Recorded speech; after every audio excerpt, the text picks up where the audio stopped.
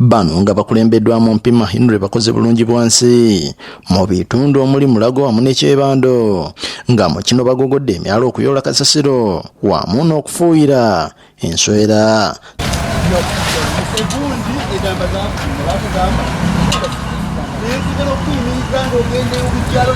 Tuli abavubuka abavuddemu okuyigiriza bannaffe nti obuyonjo bwetaagisa mu ggwanga lyaffe.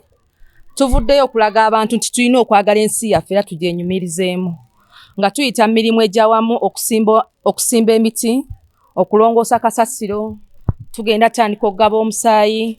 Tebakomye okubasazeewo n'okusimba emiti ng'akamu ku kabonerako okukuuma obutonde bw'ensi era ng'obwedda buli we bamala okulongoosa ng'abasimbawo omuti nga n'ebisasiro emmotoka za KCCA zibitwala. Abamu ku batuuze be twogeddeko nabo basiimye enteekateeka eno kyokka ne basaba ebyobulamu mu kitundu kyabwe okwongerwako kuba n'eddagala mu malwaliro lya buseere.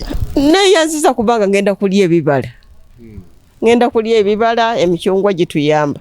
Neneebaza mwebale nnyo mwebalirira kubanga ebisani kubadde bitufuukidde ekyambika.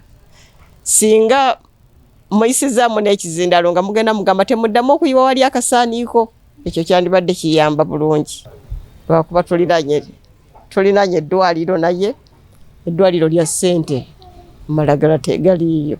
Ye Mpima Henry akulembeddemu enteekateeka eno aliko byalambuludde. Bucaafu bungi nnyo era Madamu Dorothy Kisaka, Madamu Idi weetaaga omulimu gw'amaanyi nnyo okusensitizinga abantu okubanga kasasiro tebamumansa kubanga endwadde nga kolera ziva mu kumansa kasasiro oba kazambi.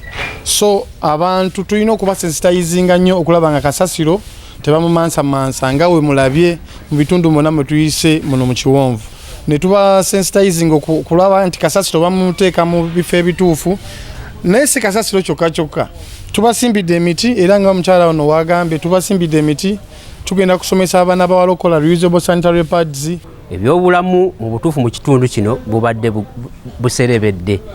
Eri gye tuva okubodda olaba bw'otunuulira kasasiro ali buli wamu avunze yeetabiseemu buli kimu kyonna obuveera buli kimu kyonna ekitandise okutiisa obulamu bw'abantu abeetoolodde mu kitundu kino. Zubert Musanje, Kulabukedde TV.